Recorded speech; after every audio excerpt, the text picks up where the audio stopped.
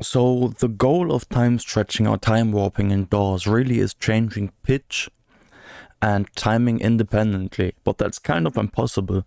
So whichever way you do it, you always get some kind of interesting artifacts, and we can use these artifacts to our advantage by using them as the basis for sound design. So I'm just gonna get a sound here, it's maybe like a little break, and I'm just gonna play around with warping this. So you can see in between we get these stretch modes and they're called warp modes.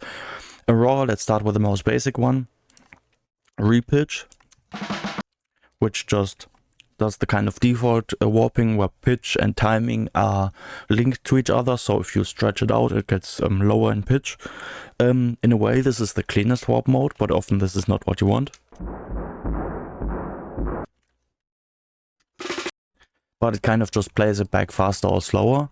Then we got some granular warp modes like stretch and stretch HD. Then we can start hearing some of the grains if we push this. So we can kind of get a nice granular sound from this. Can set different grain parameters here, grain size and stuff.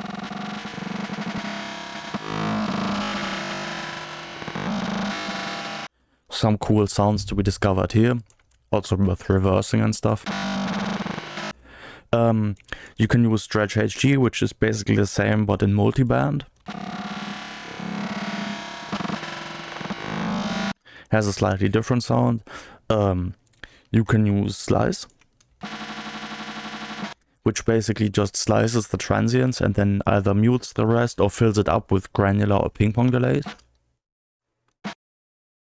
So it kind of preserves transient nicer.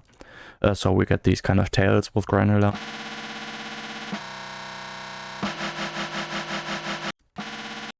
Or ping pong.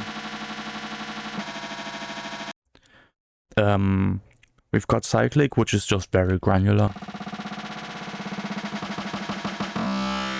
And Foreman sets the grain size. And elastic solo.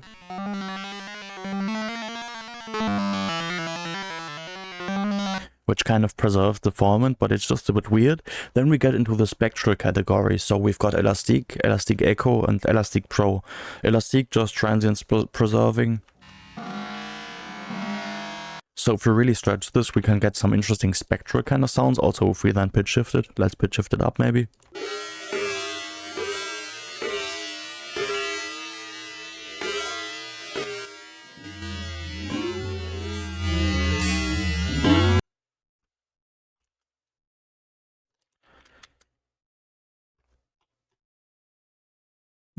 It's gone quiet for some reason.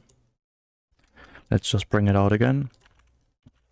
And keep going with elastic. So let's just cut this here.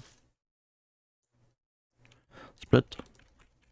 And we want elastic, and then we just stretch it way more than would reasonably be acceptable, just because we really want these artifacts here. See, this can start sounding kind of... I seem to have crashed my audio engine doing this. That's cool. I'm doing real sound design now. It's gone very quiet for some reason. Let's maybe turn it up a bunch. Put a limiter on it and push it in there. That's just DC offset, so maybe we've pushed it a bit too far. So let's maybe move on to elastic echo, which is kind of a smoother spectral scratching. That's now way too loud.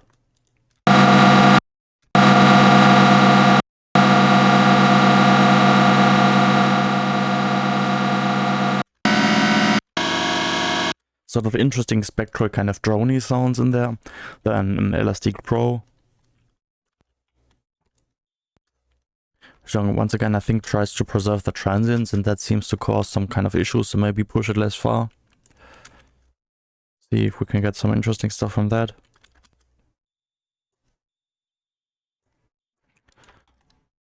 Seems to have broken it, so maybe. Yeah, Elastic Pro seems to have a limit, but we can like shift format and change resolution and stuff. I turn the resolution all the way down. And then shift the formant around.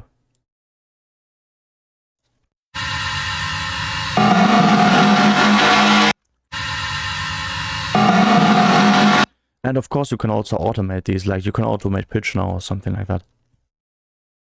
You know? Let's maybe automate it in a short little clip here. Do this.